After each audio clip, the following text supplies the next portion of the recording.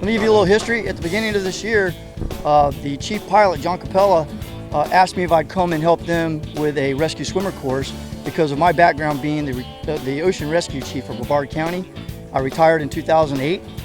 So I was very happy to do so. I came on as a volunteer, and I'm very honored and privileged that they allow me to do this. What we were doing here today was we were demonstrating the capabilities of the Huey helicopter that we got, which was kind of a grant, a special grant that was donated, or not donated, but it was a special price for the Sheriff's Department.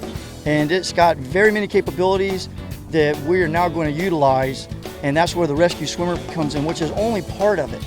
They also use that helicopter for attacking the wildfires. They have a little bucket that picks up and they drop water on it. But what you saw here today was two different styles of rescue that we utilized the helicopter for. One was a land base. If somebody was down in an area that was difficult to get to, we packaged them up and put them in a Stokes basket, and we saw a lift go up to the helicopter, and that person would be rescued and immediately taken to the hospital. The other episode you saw was if we were out over open water and you had a boat capsize or a victim maybe caught in a rip current or something, somehow they got out into trouble, we would come in and a quick access would be jump into the water with the rescue swimmer, swim to that person, and then you saw the hook come down and lift up both the rescuer and the survivor. So it's an incredible capability like no other. The sheriff said earlier today the closest Coast Guard station that has that capability to us is in Jacksonville. So you can imagine the delay. So we are now covering the citizens of Brevard County like none other. And I'm very proud to be part of that.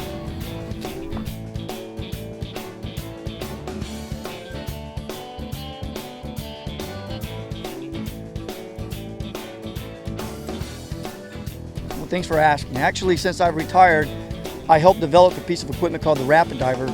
And I go around the country and I introduce it, as well as water confidence to fire departments and sheriff's departments and even the military. So it takes me all over the country. However, if you can imagine, here in Florida, we're surrounded by water. So I spend a lot of time in Florida, and I'm proud to say that Brevard County was one of the first to actually deploy my equipment as well as my training techniques, which we're going to expand.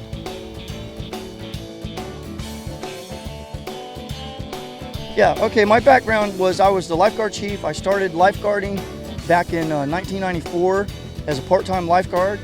I progressed up, and in 1999 I was presented the position of the chief by the former sheriff, then public safety director, Jack Parker. I was very honored to take that position, and in that position I helped take the lifeguard corps from a part-time seasonal agency to a full-time professional complement to the county. So we now have lifeguards on the beach year-round since the days that I started, plus they make better pay, and they're also considered public safety professionals, where they have all the same benefits and recognized as the sheriffs and the police departments and the fire departments around the country.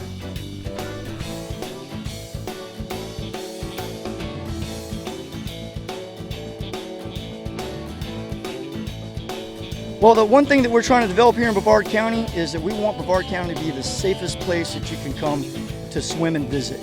So, but as a visitor, when you come and you don't know what that area's capabilities are, that falls back on your responsibility to know your limitations, learn how to swim before you ever go around any water, and always watch your children.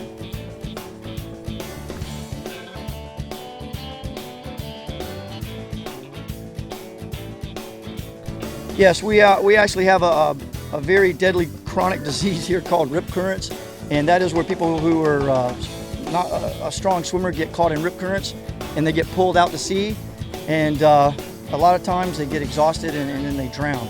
So if you ever caught in a rip current, you need to stay calm, and you need to swim parallel along either north or south on the beach to get out of it, and then you can make your way back to the shoreline. A lot of people make the mistake of swimming against it and fighting, they get tired, and that's the exhaustion and panic is what takes them out. So stay calm.